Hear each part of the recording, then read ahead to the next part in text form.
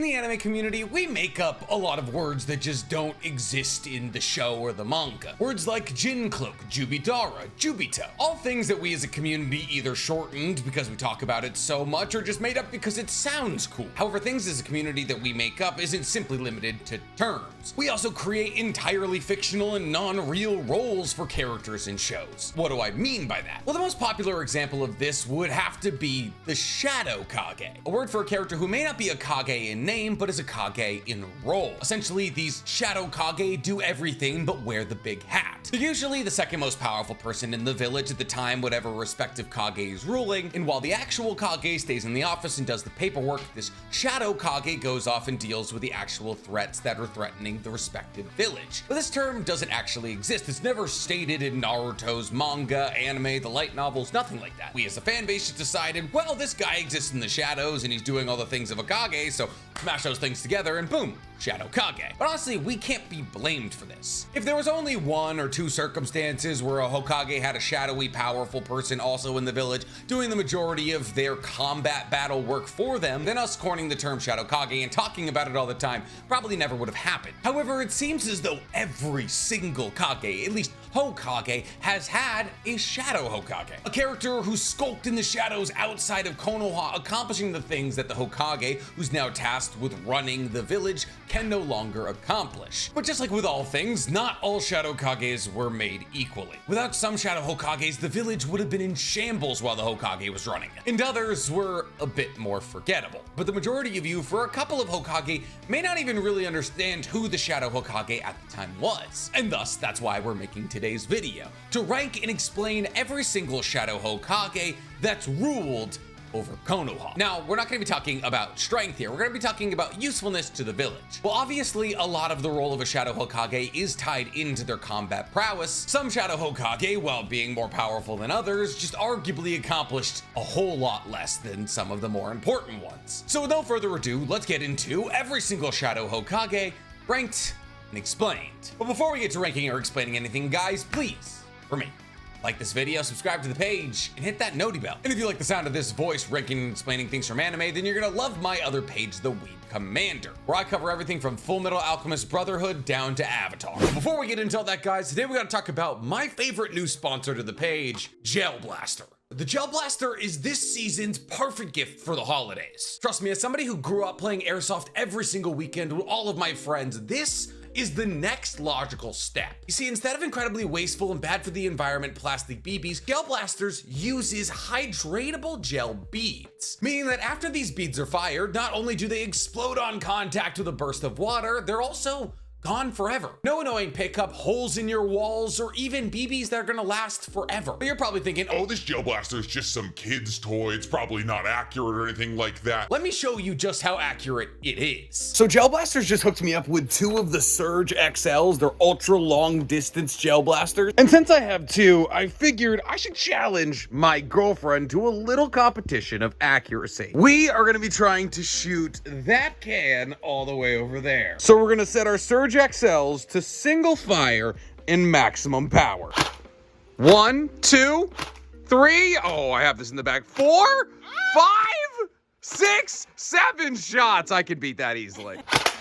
One shot, all it takes. So what are you guys waiting for? You can get 10% off your own Gel Blaster Surge XL right now. Just use the link in my description, pinned comment, or at checkout, use code NCHammer10. This holiday season, let's get to blasting. So the Shadow Hokage, the second most powerful person in the village at any respective time. And even though they may be regarded as the second most powerful person in the village, they're rarely to be found in the village. This is because the role of a Shadow Hokage is usually largely tied into reconnaissance work, with this Shadow Hokage going undercover into organizations like the Akatsuki or Kara, or even possibly other villages. And while the regular Hokage keeps the village running on a day-to-day, making appearances, doing paperwork, the Shadow Hokage makes sure that the village continues to operate on the most basic level. The irony of this though, however, is that Shadow Hokages usually outlive their Hokages. This could be because Shadow Hokages themselves don't hold as much political power and therefore are less focused on by combatants, or because the plot needs these Shadow Hokage to become actual Hokage one day. Regardless of why it happens though, there is going to be a little bit of overlap between the Hokages and their respective Shadow Hokage. In 3-ish circumstances, there's bleed between different Hokages in the same Shadow Hokage. But enough about the caveats and rules, let's get into the ranking here. And just like with the previous video where we were ranking and explaining Hokages by usefulness, fortunately I'm going to be starting off with a relatively hot take here. And listen, I don't like doing it either. Coming in at number 6 and in last place in terms of Shadow Hokage usefulness would have to be Minato's Shadow Hokage. Now the first question that you're probably going to ask here is, well, who was Minato's Shadow Hokage? And it's a complicated question. See, there's a bunch of different people that you could possibly throw the Shadow Hokage to during Minato's very short Hokage-ship. There's a compelling argument to argue that Jiraiya was Minato's Shadow Hokage, considering the fact that Jiraiya had trained Minato, they had a standing relationship, and at this point, Jiraiya was outside of the village. Because mind you, Minato became Hokage after the conclusion of the Third Great Shinobi World War, of which Jiraiya was involved in and then left the village after. During this time period, Jiraiya was kind of in the nascency phase of keeping an eye on the Akatsuki. However, at this time, the Akatsuki weren't really doing anything. It was during the Third Great Shinobi World War that Yahiko was killed, and thus Nagato fell into darkness and sort of became pain, and thus the Akatsuki was very much in its infant stage. Because after Yahiko's death, Nagato and Konan went to Obito and said they wanted to go along with his Eye of the Moon plan. However, since Minato was only really Hokage for 2 or so years, Jiraiya was just keeping an eye on this infant stage Akatsuki. And in the early days of the Akatsuki, they were more focused on collecting money than collecting tailed beasts. And in the early phases of the Akatsuki, that's pretty much all they were doing anyways. For the majority of the Akatsuki's life before Yahiko's death, they were just bounty hunters or odd job runners who were trying to gather enough money together to build a strong organization who would have more weight when pushing for world peace. So obviously, while over the 2 years of Minato's Hokage-ship, Jiraiya was keeping an eye on this version of the Akatsuki and relaying that information back to Minato. In the grand scope of what a lot of the Shadow Hokages on this list have accomplished, it's not that much. You could also completely make the argument that Fugaku was Minato's Shadow Hokage. This, unfortunately, is based on a significant amount more of speculation. It also implies that Minato and Fugaku had a working relationship, which we don't really know. See, like I stated earlier, the Shadow Hokage term is usually cast as the second strongest person in the village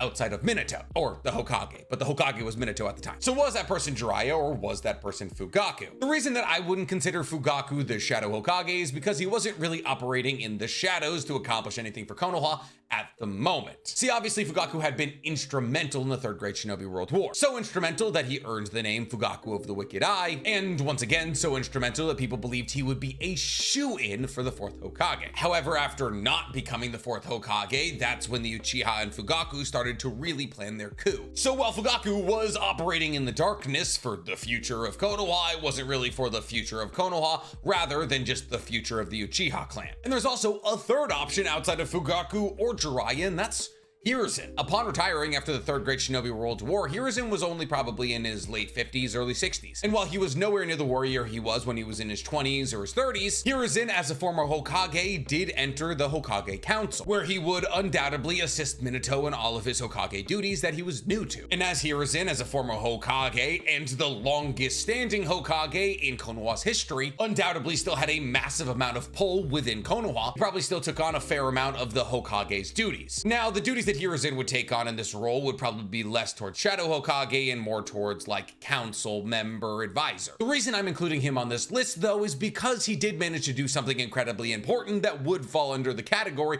of Shadow Hokage actions. On the night of Naruto's birth, and therefore the night of Kurama's releasal, Hiruzen was instrumental in making sure Kurama didn't wipe out the entire village. While Minato was off fighting against Obito, it was basically Hiruzen versus Kurama. And while obviously without Minato, a tailed beast bomb probably would have wiped Konoha off the map, without Hiruzen and his Monkey King Enma staff, Kurama probably would have had to fight against the Hokages in the center of Konoha. But thanks to Hiruzen, he was able to push Kurama out of the village and minimize the amount of casualties. But also, he and Danzo were responsible for making sure the Uchiha weren't sent to go help, and also make sure the Kakashi and my guy and the rest of the people around their age weren't sent to go help. which caused a lot of strife down the line and honestly could be used to argue like basically all of the problems in Naruto started from that point. But stretchy staff go burr. Regardless of whatever 3 Shadow Hokage you choose during Minato's reign, they didn't have a lot of time to operate, and therefore their feats aren't nearly as impressive as the other people on this list. And that's the downside whenever we're talking about Minato's usefulness as Hokage, because obviously while he was incredibly useful prior to being Hokage, his reign as Hokage was so short. When you compare it to everybody else's, it's just a matter of numbers. And unfortunately, that situation is no different for our second entry on the list,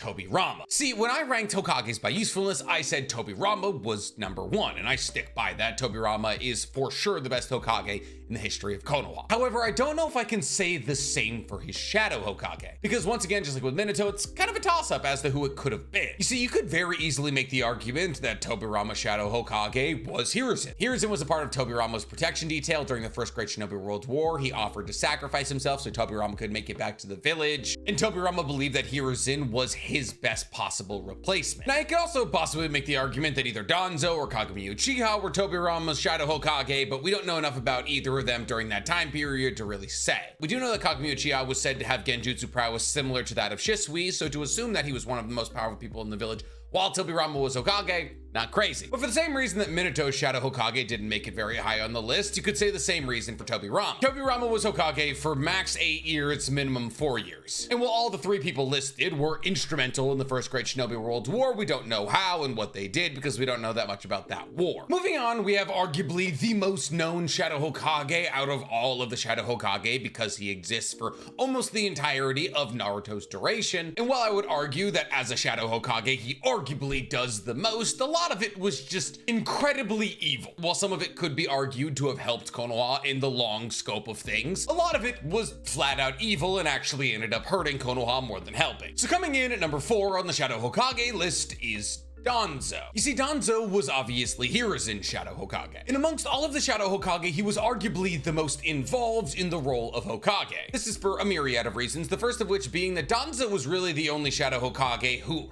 actively wanted to be the Hokage. Obviously, there were Shadow Hokage like Tobirama and Sasuke who at one point either became or wanted to be Hokage, but Danzo woke up every single morning and was like, why wasn't it me? And therefore every single decision Danzo made as a Shadow Hokage was to one day instill himself as Hokage so he could lead Konoha in the way he wanted to lead it. And honestly, if we're just talking about plot implications in what the Shadow Hokages achieved, Danzo is by far and away number 1. But if we're actually talking about usefulness and benefit to the Leaf, well, he's coming in at number 4. Let's just go over a quick summation of what Danzo achieved while Hiruzen was Hokage and he was operating as our Shadow Hokage. Obviously, one of the first things he did was founding the Root, an Anbu within an Anbu, a group of super clandestine and ultra trained children warriors. Essentially, Danzo would go around the village and find children who were particularly talented. But here's the thing, these children actually didn't all have to come from Konoha. Often while Danzo was out and about, he would also find these talented children and bring them back to the Root. And in the Root, Danzo would essentially physically and emotionally break these children to turn them into perfect killing machines. Having particularly talented members of the Root like Sai kill upwards of 1,000 people in assassination missions. In the Root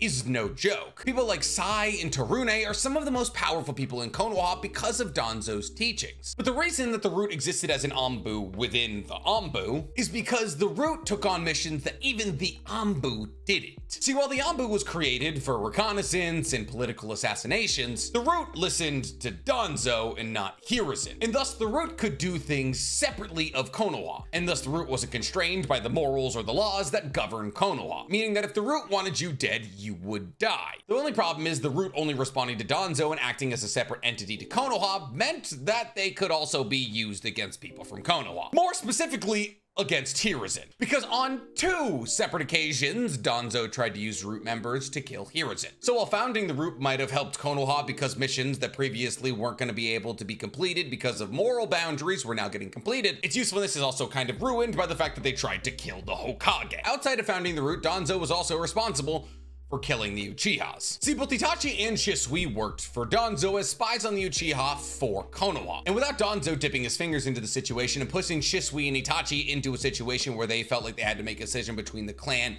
in the village, It doesn't take a genius to assume that there probably would have been a diplomatic solution found between Hiruzen and the Uchihas, since Hiruzen was looking for a way to bring the Uchihas to the conversation table, or the Uchihas would have gone through with the coup and either won or lost, or there would have been peace in Konoha. Regardless, because of Danzo's influence in pushing Itachi over the ledge by threatening Sasuke, Danzo pushed Itachi into murdering his entire clan. And this is a moot point, I would say. Some people would argue that the elimination of a very powerful threat within the own walls of Konoha is a net positive for Konoha, while others would argue that diplomacy was still an option between Hiruzen and Fugaku, and peace could have been found, and Konoha would have been all the stronger for it. And because there's semi-valid arguments on both sides, I really can't give this as a plus or a minus to Danzo. I'm not saying I condone the Uchiha massacre, by the way, like furthest thing from it, but Danzo didn't only just have his finger on the pulse of Konoha. Danzo also had his finger on the pulse of other nations, most importantly, the Hidden Rain. See, after Konoha had pseudo gotten its ass kicked by the Hidden Rain in the Second Great Shinobi World War, Danzo had a little bit of beef, and he also viewed them as a legitimate contender to fight against Konoha. And thus Danzo created a brilliant scheme where he pitted the Akatsuki against Hanzo the Salamander. Essentially, Danzo understood that Hanzo was trying to hold on to his power with all of his might. And he saw that Hanzo and the Akatsuki, if they came together, would represent a massively powerful political force. So Danzo put doubt in Hanzo's mind that the Akatsuki, once they rise to power in collaboration with Hanzo, will steal his power away from him. And through this narrative, Hanzo and Danzo began to work with each other in order to dissemble the Akatsuki. And the plan that was created was kidnapping Konan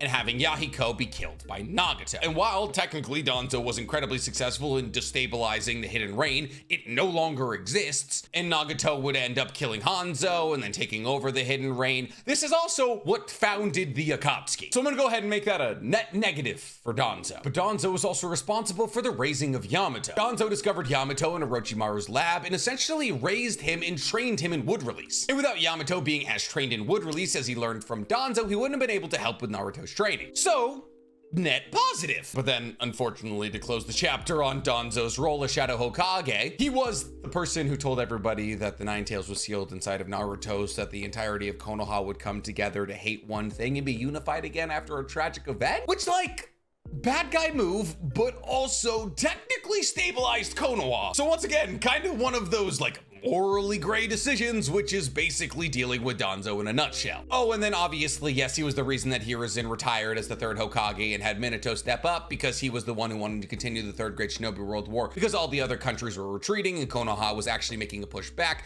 But Hiruzen was like, enough people have died, I'll take all of the blame of all those deaths onto me, and retire. So like, yes, as a Shadow Hokage, did Danzo arguably achieve the most? Yes.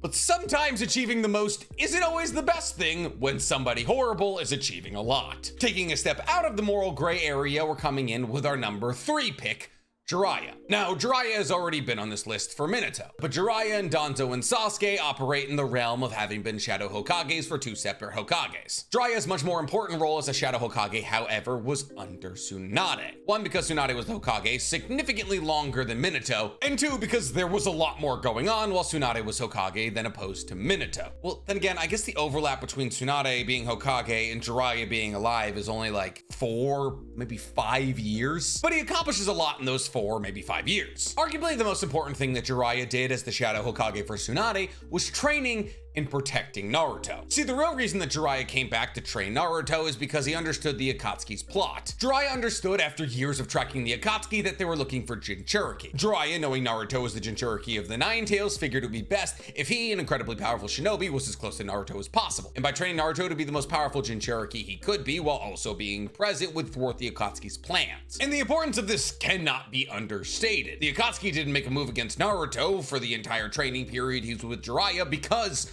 of Jiraiya. I mean, let's not forget that Jiraiya quite literally scared off Itachi and Kisame simultaneously, with Itachi stating that a battle against him would be troublesome for both Itachi and Kisame at the same time. Now, as to whether or not this was Itachi being a good spy and just trying to make sure that Naruto remained safe, or if he actually meant it, regardless, the excuse of being able to use Jiraiya to not go after Naruto for Itachi is important. Not to mention, he was responsible for informing Konoha about all the movements of the Akatsuki. And while obviously one of the more important things everyone remembers about him is him being sent to the Hidden Rain, in his battle against Nagato, he was able to collect a massive amount of very important information that without it, Naruto probably would have lost against Nagato. Not to mention, without Jiraiya, Tsunade probably never would have even become the Hokage in the first place. Because without his presence in the battle against Kabuto and Orochimaru, Tsunade probably would have just healed Orochimaru's arms and then disappeared again. So for the task of training and protecting Naruto and keeping Konoha informed about the movements of the Akatsuki during the most pivotal time to keep an eye on the Akatsuki, yeah, Jiraiya is gonna be pretty high up on the list. Coming in at number 2 is somebody I wanted to put at number 1, but I realized that was being biased, so I just now in my head shifted him to number 2. It's Tobirama. I could every single day of the week make the argument that Tobirama is arguably the most important Shadow Hokage of all time. That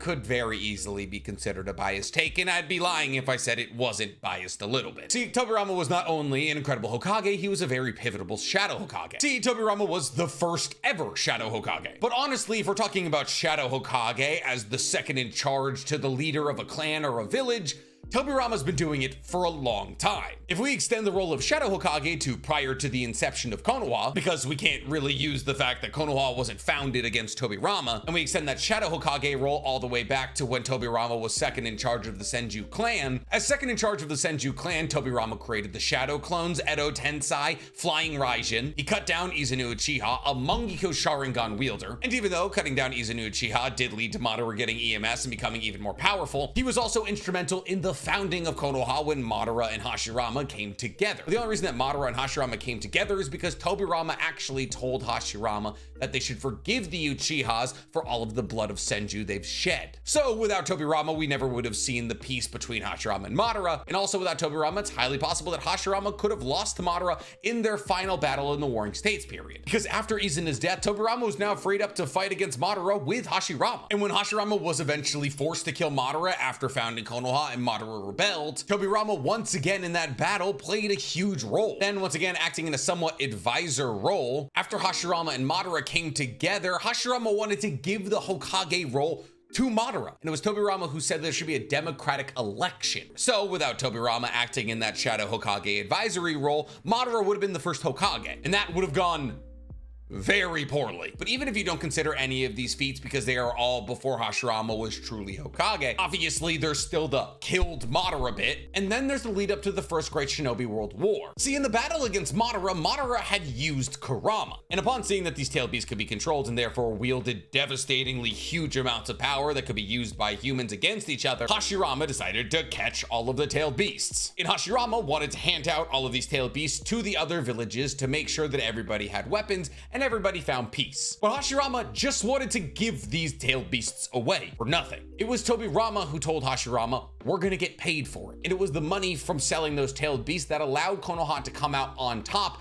after the conclusion of the First Great Shinobi World War. Because the First Great Shinobi World War was arguably the deadliest Shinobi World War out of all of them. And actually in the ruin of the First Great Shinobi World War, many newly founded villages found themselves in dire straits. They had no shinobis, their villages were destroyed, and they had no money. The reason that Konoha got a leg up on everybody and eventually became the strongest village is obviously the bloodlines that went into making Konoha, but also the money they had from selling the tailed beasts that allowed them to quickly rebuild and rejuvenate their society. So even if you don't consider anything Tobirama did before Hashirama was actually the Hokage, helping kill Madara and building a future for Konoha even before he himself became a Hokage and instituted some of the biggest change in Konoha's history is very important. But I'd be biased if I said that in those couple of years that he was Shadow Hokage for Hashirama, he's achieved as much as Sasuke has under two separate Hokages for almost like 25 years. It's not 25 years, it's closer to like 20-ish, but you get it. Cause coming in at number 1 is Sasuke. I guess he does things occasionally. He was the Shadow Hokage for Kakashi and Naruto. He basically single-handedly defeated Shin Uchiha, who was almost an alive Madara level threat. He and Naruto were the only people alive who had been able to deal with Momoshiki and Kinshiki, and especially fused Momoshiki. He trained Boruto on how to create the Rasengan, which Boruto then used to defeat Momoshiki. And then Boruto learned to compress and make invisible and has become a massive part of of his arsenal. He also trained Sarada on how better to use her Sharingan, which is gonna make her a Hokage level threat one day. For those 20-ish years where Kakashi and Naruto were Hokage, he was jumping between dimensions using his 6-tome Rinnegan to track the movements of the Otsutsuki. Without him, we wouldn't have nearly as much of a fundamental understanding of the Otsutsuki and what their missions are, their hierarchy system, why they travel in duos. Outside of tracking the Otsutsuki, he also tracked Kara, finding the baby Ten Tails. And without his preemptive work, he probably never would have found Kawaki or been as prepared for Kara as Konoha was. And on top of all of that, he was pretty good at distracting Ishiki for a couple of seconds while Naruto killed off Kurama to activate Baryon mode, even though the only meaningful contributions that Sasuke had during the Ishiki fight was getting smashed out of Susanoo like a rag doll and getting penetrated by more black rods than Riley Reid in a Christmas special. And then on top of that, obviously in Naruto the Last, there was a massive part of the moon that was descending towards the earth that nobody could destroy. It was about to destroy Konoha, and he single-handedly sliced it up